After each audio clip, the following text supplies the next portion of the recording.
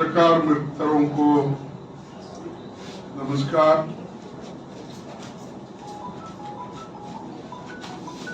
हम इसलिए आज यहाँ पर आए हैं और हमारा चुनाव प्रचार अहमदाबाद से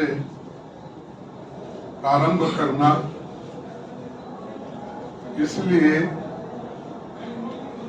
कि जो हमको जिसने आजादी दिलाई, जिस व्यक्ति ने सब कुछ देश के लिए दिया, ऐसे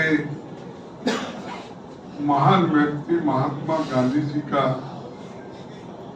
साबरमती आश्रम को दर्शन लेना और देश के छोटे मोटे 600 से भी अधिक जो राज्य थे उसको जोड़ने का काम लौह पुरुष वल्लभ भाई पटेल जी ने किया और खासकर मेरे स्टेट को भी जोड़ने में, मेरा स्टेट बोले तो कर्नाटक नहीं, हैदराबाद कर्नाटक एरिया का गुलबर्गा, तो उसको जोड़ने का काम भी उन्होंने किया। और आप लोगों को आजादी मिली 15 अगस्त 1947 में, मुझे आजादी मिली 13 सितंबर 1948 में। तो हमारे ऊपर मैं गर्व के साथ कह सकता हूं कि आजादी के बाद क्या मिलते ही पंडित जवाहरलाल नेहरू जी और वल्लभ भाई पटेल ने जो निर्णय लेकर हमको आजाद करवाया, उस इलाके से मैं आता हूं और इसीलिए मेरा चुनाव प्रचार भी यहाँ से प्रारंभ करने के लिए मैं आपके सामने उपस्थित हुआ। ये चुनाव आंतरिक चुनाव है, ये घर के अंदर का चुनाव है। इसीलिए मैं डेलीगेट से मिलना, अपनी बात रखना या अपने लीडरों से मिलना, इसलिए यहाँ पर आया हूँ और बहुत से नेताओं से मिला, डेलीगेट से मिला, कार्यकर्ताओं से मिला। मिलकर मुझे बड़ा आनंद हुआ, खुशी हुई, क्योंकि भारी संख्या में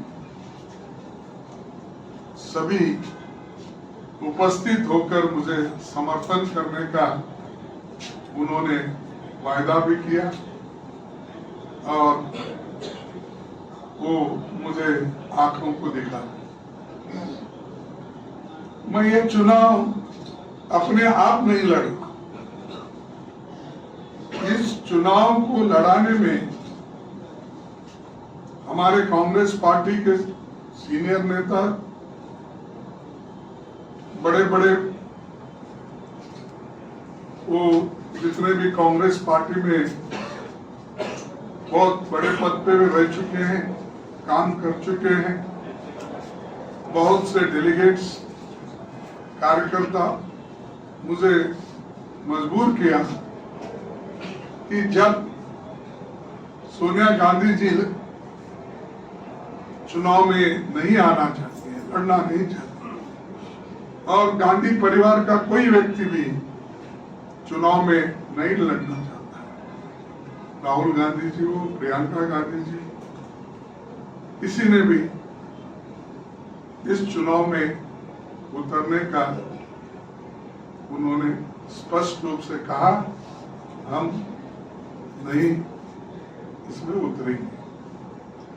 तब सभी नेताओं ने मिलकर, कार्यकर्ताओं ने मिलकर मेरे पास आकर कहा कि आपको हमारी लड़ाई लड़ना है और जिन उसूलों पे, जिन आइडियोलॉजी पे कांग्रेस पार्टी विश्वास रखती है, जिन विचारधाराओं पे वो चल रही है, उसको बढ़ाने का काम आप कर सकते हैं। इसीलिए आप इसमें, इस चुनाव में उतरना जरूरी है। तो उन लोगों के कहने पे, मैं जो एलओपी हूँ, राज्यसभा का मेंबर हूँ, जैसा कि गौरव जी ने कहा, मैं 50 साल के लड़ते इलेक्शन में आए, इनडायरेक्ट इलेक्शन में नहीं। और कांग्रेस में भी मैं ब्लॉक कांग्रेस से लेकर पीसीसी प्रेसिडेंट तक मैं रहा, और राज्य में भी कई पदों पर कोई भी मिनिस्ट्री होती तो मैं, मेरे लिए जगह रखती थी, और कोई भी संस्था का भी जगह होता तो मेरे लिए कांग्रेस का आशीर्वाद होता था। तो मैं लड़ते लड़ते कांग्रेस में, अब मेरे को 54 साल हो गए, क्योंकि जब 69 में कांग्रेस स्प्लिट हुआ, जब श्रीमती इंदिरा गांधी जी गुलबर्गा आए थे, तब हमने उनके 10 पॉइंट प्रोग्राम जो थे बहुत ही आकर्षित थे और गरीबों के लिए वो ठीक थे। पढ़ सकते, वो कर सकता हूँ। Sir, Ashwin Agrawal Gujarat monitor news channel से, अगर आप प्रेसिडेंट बनते हो, प्रेसिडेंट बनने के बाद सबसे पहले रिपोर्ट किसको दोगे आप, सोनिया गांधी को या राहुल गांधी को? हाँ, प्रेसिडेंट बनने के बाद, हाँ, अगर जो भी कोई भी अगर मसला आता है, कोई भी देश की, जो रिपोर्ट किसको दोगे आप प्रमुख बनने के बाद? देखो, मैं प्रेसिडेंट हूँ, रिपोर्ट मेरे पास ही आती सबकी। हाँ, तो डिसीजन कौन लेगा? प्रधानमंत्री कौन बोले मैं रिपोर्ट दे रहा हूँ और डिसीजन कौन लेगा? डिसीजन तो हमारी कमेटी लेगी, डिसीजन इलेक्टेड मेंबर्स लेंगे, वर्किंग कमेटी होती है, इलेक्शन कमेटी होती है, पार्लियामेंट्री बोर्ड होती है। अरे ये तो है। और अब बार बार मुझे मालूम है कि बहुत से लोग ये प्रचार करते हैं कि भाई ये फिर रिमोट कंट्रोल से है, ये पीछे से काम करते हैं। अरे जो अच्छी बात है, जब सोनिया गांधी जी को सभी लोगों ने कहा कि आप इस देश के प्रधानमंत्री बनो, उन्होंने क्या किया और किसको लाया? उनको लाया जो एक इकोनॉमिस्ट था, जो एक आर्थिक तज्ञ था, उसको उन्होंने बनाया। उन्होंने नहीं वो नहीं बने। उन्होंने राहुल गांधी जी को नहीं बनाया, अरे अपने घर के किसी लोगों को नहीं बनाया। जिस घर में इस देश के एकता के लिए 32 गोलियां खा के मर गई इंदिरा गांधी जी, तो भी लोगों के मदद करने का उन्होंने नहीं छोड़ा। राजीव गांधी जी की हत्या हुई, एक महिला ने उनके गले में माला डालने के रूप में जाकर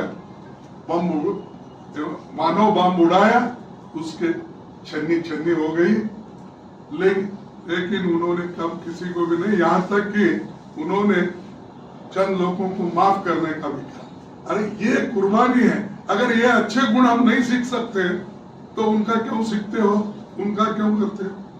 अब राहुल गांधी जी पाद यात्रा कर रहे हैं, भारत जोड़ो यात्रा, ये अच्छी चीज है, नहीं सीखना चाहिए हमको? जो अच्छी चीजें होती है किसी भी नेता का हमको सुनना पड़ेगा। और वो जो पार्टी को बनाए हैं और सत्ता पे लाए 10 साल, और यूपीए चेयरपर्सन के नाते फूड सिक्योरिटी एक्ट लाए, क्या गरीबों के लिए ठीक नहीं है? कंपल्सरी एजुकेशन एक्ट लाया, ये गरीबों के लिए ठीक नहीं है। मनरेगा योजना लाई, ये गरीबों के लिए ठीक नहीं है। और अपना हेल्थ मिशन लाया, ठीक नहीं है।